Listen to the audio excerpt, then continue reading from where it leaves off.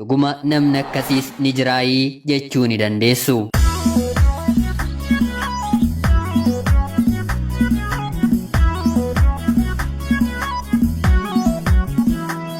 Yeroodhaaf ani maqaa koo ibsachuun barbaadu. Kanan dhaladhee magaalaa Bishooftuu keessatti yeroo ta'u, barnoota koo kutaa 1 hanga 10tti immoo magaalaa Adaamaa keessatti baradhe. Harmeen kiyya ijoollummaa kootti balaa tasaatii waan boqotteef daa'imummaa koo naannoo waggaa 5 yeroon ta'u, abbaan koo na fudhatee magaalaa Adaamaa keessa waggaa dheeraa erga jiraatee booddee yogguun kutaa 8ffaa baradhu dubartii umuriidhaan isa madaaltuu ijoollee umuriidhaan nama madaalan 2 qabdu waliin bultii haaraa dhaabbate.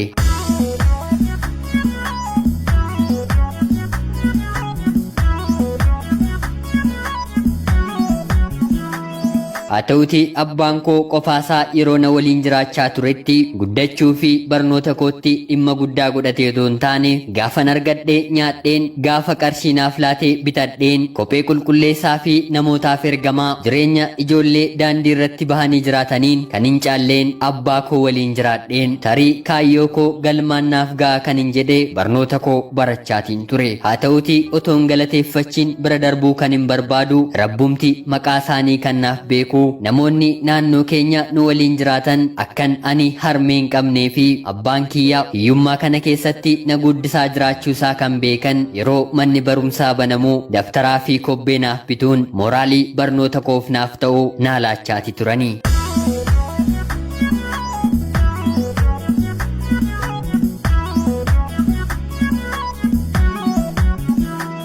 haa ta'uutii garuu erga abbaan koo haadha manaa haaraa fuudhee rakkinoonni sababa nyaataatiin kanaan duraanii qabu narraatii furamaniiru. Abbaan kiyya yeroo hedduu dhugaatii alkoolii fi mana daadhii yookiin mana farsootii waan hin baaneef hanga qaamni isaas nyaata sirriitti fudhatu baay'ee gadi bu'aadha. Kanumaanis haadha manaasaa ishee haaraa fuudhee waggaa 3 booddee qormaanni kutaa 10ffaa maatirkiin na jalaa fi kolleejjii Paaraadaayis waggaa 1ffaa otoon barachaa jiru lubbuunsaa addunyaa kanarraa boqotte.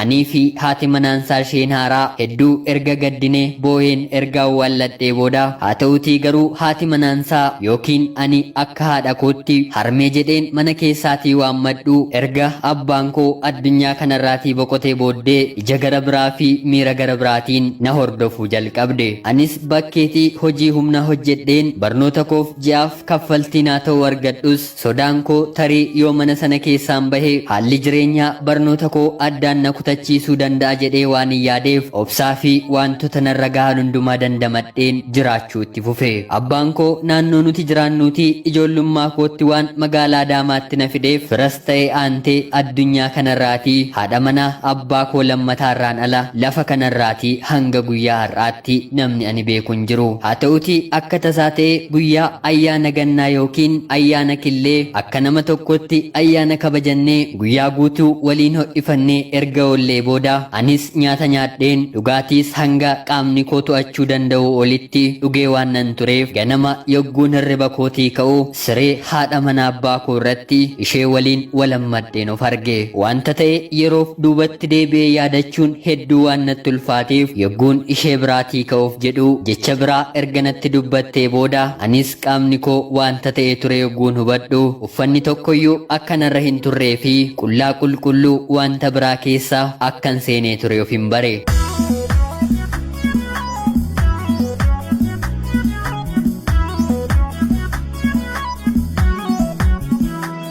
Anis wanta ta'e hundumaatti gaddeen maaliif ati abbaa koo waliin ciistee deebitee ana waliin ciisuu filatte jedheen yeroon gaafadhu waa'ee isaa siin galchuu kanaan booddee anaafsi haala kanaan mana keessa jiraachuu dandeenya kunisiin ta'u taanaan garuu har'aa kaasiitii meeshaa keessa saabbadhuutii mana kana keessaa bahinaan jettee haati mana abbaa koo ishee lammaffaa hirmii kan ana waliin ciistee jecha dhumaanatti dubbatte. Anis sa'aatii sanatti baay'ee ofitti aaree waan nan ture tureef nama abbaa koo waliin ciise waliin deebi'ee ciisuu koorraa ati jettee mana kana keessa jiraachuu miti otoon lubbuu koo balleesseeyyuu ani gammachuusaa hin danda'u ishee jedheen sartifikeetii barnoota koo fi uffata kotoon fudhatiin ganama sana akka nama maraatee iyyaa gara alaattiin fiige. Haa ta'uutii yeroo sanatti namoonni naannoo sana qe'ee keenya jiraatan maal taatee yaa obboleessa keenyaa jedhanii na gaafatanis ani garuu afaan ittiin cubbuun hojjedhe dubbadhu dhabeen akka nama maraatee gara faarmaasiitti qoricha na balleessu barbaachaaf ariitiin hin deeme. Haa ta'uutii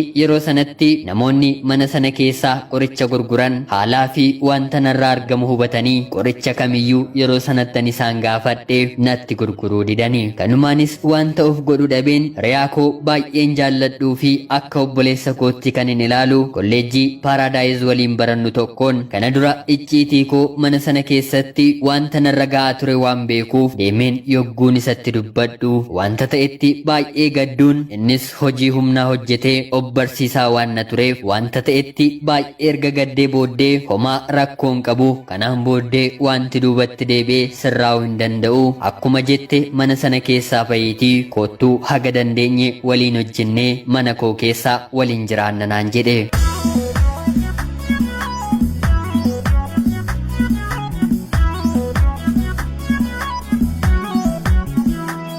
Anis tole jedheen hiriyaa koo waliin ergan jiraachuu jalqabee haati manaa abbaa koo kun ammas sin gadhiisu naan jechuun dargaggeessi kun guyyaa akkasii fi sa'aatii akkasiitti hiriyaa isaa waliin meeshaa mana koo keessaa hateera jechuun garan bakka ani jiruu dhuftee poolisiidhaan nu qabsiisuun mana sirreessaatti nu ergite. Haa ta'uutii anaa fi hiriyaan koo torbee lama mana hidhaa keessatti erga rakkannee booda isheen wabii naaf ta'u jettee ijoollee ishee lamaan harkaan guddiftee mana murtiitti dhiyeeffachuuf yaaltus ijoolleen ishee garuu wanti ta'e hundumaa kun sobaa fi diraamaa akka ta'e mana murtii fuulduratti erga ishee qaanessanii booda isaanis amala ishee dadhabanii mana firoottan ishee waan galaniiruuf inuma lamaan keenyaaf wabii nuuf ta'anii mana sirreessaa sana keessaa nu baasanii. Anii fi hiriyaan koos mana sirreessaa sana keessaa erga baanee booddee haadha manaa abbaa koo kanaatiin uffataa fi dookumentii barnoota koo naaf kenni jedhee yeroo isheen gaafadhu inuma mana ishee jiraachuuyyuu dagattee waan na turteef anaan na diduutiin ergan balbala isheerraa deemee booda uffata koo suuraa abbaa koo fi sartifikeetii ministiriif maatirikii koo beenzilaan abiddatti gubde. Anis dhagahee argeen hojii isheetti baay'ee ergan gaddee booda waan isheen jireenya koo irratti na balleessiteef eenyumattuu icciitii ishees ta'ee kan koos baasuu waan hin barbaanneef rabbi waan hundumaa kana ija isaatiin ni arga jedheen isatti laachuun barnoota koo baay'ee rakkadheen erga baradhee xumuree booda ijoolleen ishee dubartittii kanarratti qabeenya abbaa keenyaa nu hiri jedhanii waan rakkisaniif himata mana murtii keessatti yeroo dheeraadhaaf erga wal rakkisanii booddee ijoolleen ishee anaanis akka obboleessa isaaniitti himachaa waan turaniif anis dhumarratti qabeenya isaanii keessaa harkina gahu erga naaf hiramee booda barnoota ani baradheen yeroo dheeraadhaaf hojii waan argachuu hin dandeenyeef qabeenya naaf gurgurame gatii salphaadhaan ijoollee masheetti ergan gurguradhee booda ofiif magaala irraa siqeen lafa xixiqqoo qarshii gadi bu'aatiin biteen turtii yeroo muraasaa ergan tursee booddees bu'aa xiqqoo buufachuun gurguraa waggaa lama ergan jiraadhee booddee hojii gara biraas maddiitti hojjechuu eegaleen qarshii muraasas ergan walitti qabadhee riyaa koo akka obboleessa koo fi akka lubbuu kootti na jaallatu anis fira isa malee addunyaa kanarraa kan hin qabne waliin akka lakkoofsa faranjootaatti bara 2016 gara dhumaa viizaa gara biyya Kaanaadaatti guutuudhaan akka eeyyama waaqayyootti kan koo nagaadhaan naa xumuramus hiriyaan koo garuu qormaata Ingiliffaa irratti na biraatii darbuu waan dadhabeef yeroof na biraatii hafe. Anis wanta hundumaa xumureen rabbis na milkeessee jalqaba bara 2018tti gara Kaanaadaatti ni male. Har'arra taa'een wanta kaleessa na mudate yeroo yaadu balleessaan kun kan koomoo kan dubartii kanaadha jedheen hubannoodhaan xiinxaleen yeroon fudhadhu jireenya keenya keessatti wanta gaarii namoonni nuuf yaadan akka jiranitti ta'ee akkanumallee garuu seexanni dogongorsuun jireenya isaaniif namoonni abdii kutanii